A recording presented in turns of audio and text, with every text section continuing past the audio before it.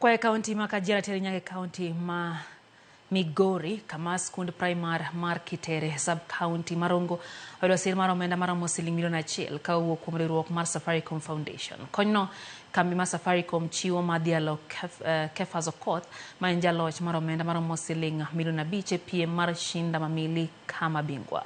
Jaloch mar omenda ni wuok e gwenge ma Kitere sub county Marongo otudo achiel kachiel gi jafom marwa e kaunti ya Migori Jojuma lero aito enango madhi mbele. Jojuma en geno mar riyo makare madhi mbele kotende kod chenro mabende timore Kitere gie sani. George. Erokamano wawinjo makare ka owuok e skul primar mar Kitere bende de sub kano Marongo en kama bende kinyalo ng'iyo toka kae nitiere nyasi bende koro dhi nyime. En nyasi ma bende obiro ka rekod jaloch mar milion 5 mar chenrono mar Shinda Mamili ma bende timo kod kambi no mar Safaricom. Ka bende gimokelo ka maduong' ka opogore kod dhialo jaloch chenro machal kod mae en mano mar jolo skulni. Kalore kod chenro ni en jaloch koro chak imiyo omenda mar milion 1 ma bende koro yiero chenrono mar dongruok. Meno wuon doer mondo tim ne oganda mowuoke. Ka bende memo miyo Kefas oko oyiero skulni mar Kitere kaka mano bende koro dhi time chenro ni mar dongruok. Kwarite ka obiro machiegni odwa mondo ochak kodi king'iyo kata mondo kod kiyanga gi nyingi iluongi ne ng'ato. Ang'o maduong' ma bende koro miyo koro ichopo ke en mon mar. Okay, anilongani Gunila Atieno Ouko, and regional business lead mar Greater Western.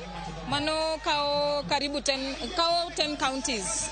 Koro kawuono wabiro miyo award Kefa award ne Kefa emabet the winner, overall winner mar campaign mar Shinda Mamilioni.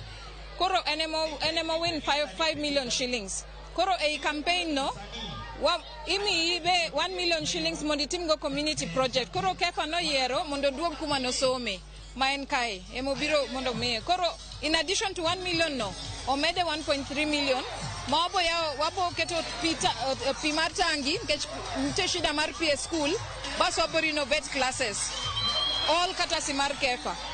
Aito wan gi bags gi bende in addition to mago wamiyo nyithindo bags gi wamiyo gi standard 1 gi standard 2 bags kendo katasi mar Kefa oduogo skundgi kuma nosome mondo o give back to community mar school. Other than that, nyoro ne wantie Rongo ne watimo boda forum mane wan gi 300 jo boda 300 ma wapuonjo yo mar saving investment, wapuonjo gi kaka mondo gitim business e yo maler mondo gidongre. Kendo nwadhi nyaka Mihuru Bay, piny Mihuru Bay wayao duka. Koro mano be wakelo services machiegni mondo kik ji dhi mabor. Jo Mihuru nyocha akucho dhi Kisii kata Migori. Sani gin gi duka gi ma Safaricom okonego gidhi mabor. Koro wan kaka jo Safaricom waduogo e community. Wamiyo adwani mondo ji ong'enia sami keto airtime e sim. Sami inyeo data.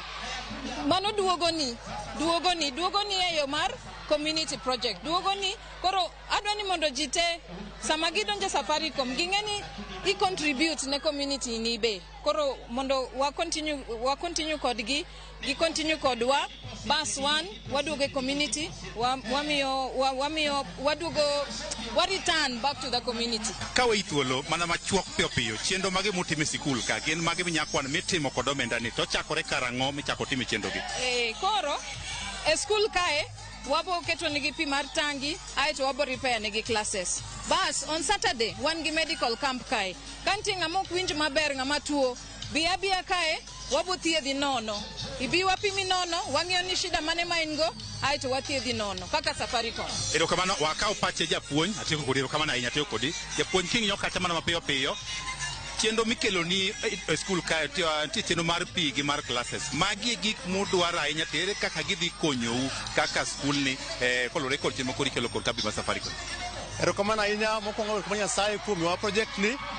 Wawore kon ne Kefa oko mano Shinda milioni shine na Safaricom. En ting maber ka Kefa nochiwo lwete mondo kony skunde manosome kodhi renovate classes adek kendo dhi miwa pi ma nyithindo biro modho maler. Ang'eni mano biro konyo mondo nyithindo o improve their performance academically kendo kata school dhi konyore nikech pi ne nitie ni maduong' ahinya skundwa ka. okang'e ne bende tikine joma osechiwo duoko lwetgi ne sikul ang'o minyalo kon tiji ma bende mathoth mosekalo skul ka kopogore kod kata mana loyo mich kamae ka konyo sikul bende joma osomo ka duogo lwetgi. Erokamano ahinya, en gima ber nyithi gweng' ka mosomo ka mosedhi kwaluoko gi mondo gibi skul, gichiwo bak ne skul kuma ne gisome kendo gisapot program mag skul maber. To sani moloyo kefa to maber kabisa. Manyiso ni kare chunye ni skul manosome kendo konyo gweng'i. Erokamano wakaw pach ng'amo gik mapiyo piyo. King'iyo ka chichakonwa gi nyingi iwuok e familia mar Kefa. Ne ubedo piny mondo uyier ne skul liemu bie koso ere kaka uyiero ne kaya mudwa ne mondo uduok e lwetu? Mokwongo nyinga iluongo ne Elizabeth Achieng', agone Safaricom erokamano. To kane Kefa win kobiro to wabedo piny kode. Kane 1 million owuok minya kony godo community to wabedo piny. To Kefa konowa ni oparo sikul manosome mokwongo ka jo Safaricom nyalo loso ne dier udi gi desk. To mano kata wan bende wa jonyuolne nwayie ni mano ber, mano ni kare. Okang'e ni nyaka nye pesa ni bi kaka familia chun kod chenro mane matiyo gi pesa ni bero ngimau mana dakika machuok second 30. Nyaka ne pesa ni bi muhakikisha ni pesa gini kare na dieri nwabedo piny gi Kefa muaparo kaka wanyalo tiyo gi pesa mwayudo ni nikech ne pok wayudo pesa kaila ni. To ne wagik muamanyo plot muadhi ng'iewo gi pesa ni mondo wagere udi ni rent. Erokamano ahinya.